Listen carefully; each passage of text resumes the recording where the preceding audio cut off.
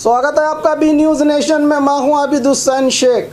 Plastic ban नहीं किया गया तो दुकान सीज और लाइसेंस रद्द। बीजापुर महानगर पालिका कमिश्नर हर्षा शेट्टी ने जानकारी दी है कि जनता से शिकायतें मिल रही हैं कि शादी फंक्शंस में आज भी प्लास्टिक के कप्स का इस्तेमाल किया जा रहा है। अगर सबूत के साथ पकड़ा जाता है तो उसका होलसेल और रिटेल दुकान को कर्नाटक सरकार आदेश का पालन करते हुए जुर्माना वसूला जाएगा। दोबारा फिर से प्लास्टिक का व्यापार करते पकड़े गए तो उनके दुकान को सीज करते हुए ट्रेड लाइसेंस रद्द करने की चेतावनी दी है महानगर पालिका कमिश्नर हर्षा शेट्टी ने।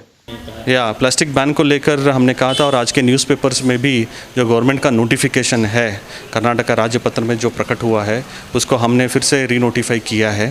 तो कुछ कंप्लेंट्स भी आ रहे हैं कि जो मैरिजेस में ये पानी पीने के लिए कप्स वगैरह यूज़ करते हैं वो अभी भी प्लास्टिक सप्लाई हो रहा है।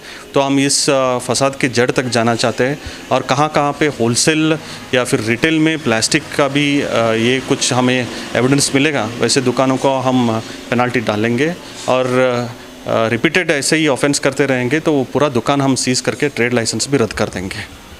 Thank you. बाघमारे हॉस्पिटल में दांतों की बीमारी से जुड़े हर तरह का किया जाता है इलाज, जिसके माहिर oral and maxillofacial surgeon doctor शान करीमी करेंगे आपका उम्मीद से भरपूर इलाज। तो आज ही विजिट कीजिए बाघमारे मल्टी स्पेशलिटी हॉस्पिटल, सकाफरोजा सरकारी उर्दू स्कूल नंबर 4 के पास।